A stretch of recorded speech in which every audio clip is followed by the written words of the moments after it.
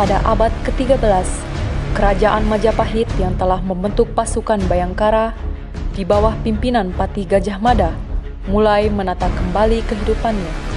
Di antaranya, membentuk sebuah kesatuan yang bertugas sebagai pemegang keamanan di laut, yaitu armada perang laut yang bertugas menjaga laut.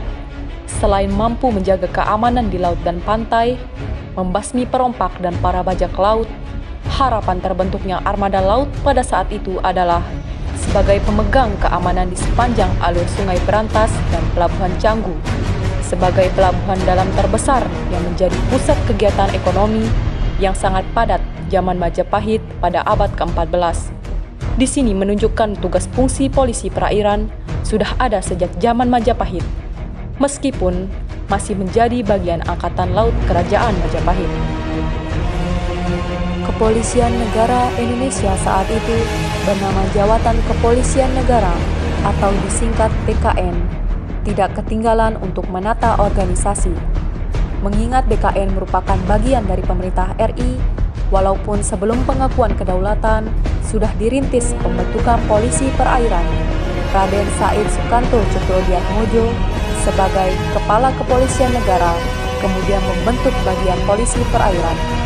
Usaha pembentukan bagian Polair juga mendapat dukungan dari pemerintah dengan adanya surat keputusan Perdana Menteri pada 5 Desember 1950 mengenai pembentukan bagian Polair yang ditunjuklah Komisaris Polisi RP Sudarsono sebagai Kepala Bagian Polair pertama.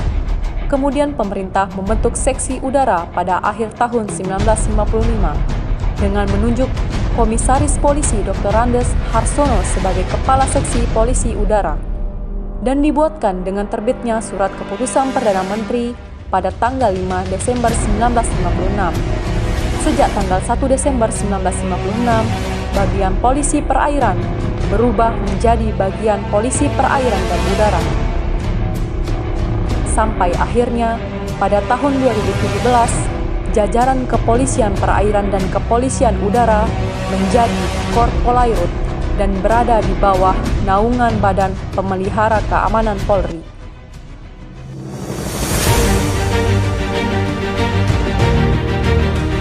Ditpolairut Polda NTB sendiri terbentuk pada tahun 1998 yang dipimpin oleh Kasat Polairut Kompol Gede Anom Suwardana yang menjabat dari tahun 1998 sampai dengan tahun 2000. Pada tahun 2000, Kasat Polairut Polda NTB diganti oleh Kompol Dede Ruhiat SIK yang menjabat selama 1 tahun dan digantikan oleh AKBP Dr. Andes Dani M. Dermawan dengan masa bakti 2001 sampai dengan 2004. Selanjutnya diganti oleh AKBP Agus Supranggono SSD MK sampai dengan tahun 2011.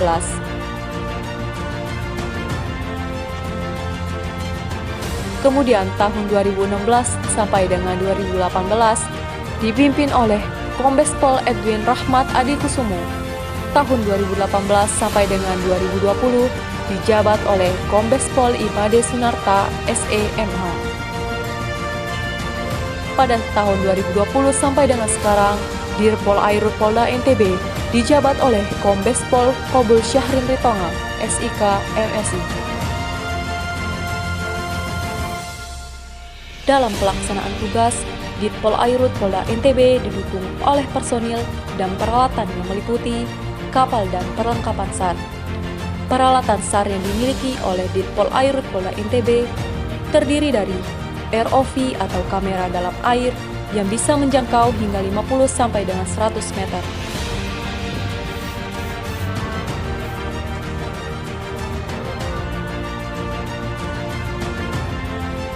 Skuter dalam air yang berfungsi sebagai alat penolong korban di lokasi yang sulit dijangkau oleh kapal maupun rubberboat. Yusef yang memiliki kemampuan bergerak hingga radius 20 sampai 50 meter.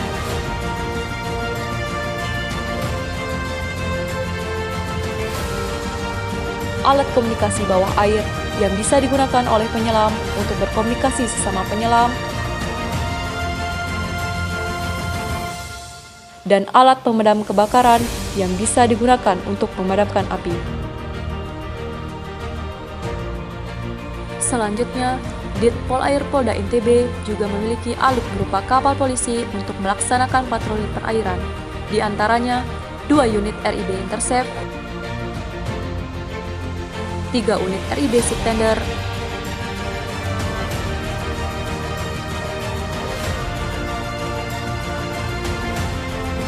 2 unit RIB Sea Radar,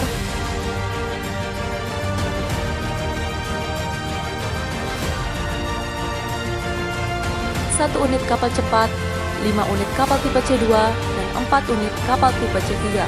Alut dan alutsista tersebut digunakan untuk memelihara keamanan dan ketertiban masyarakat di wilayah perairan Nusa Tenggara Barat.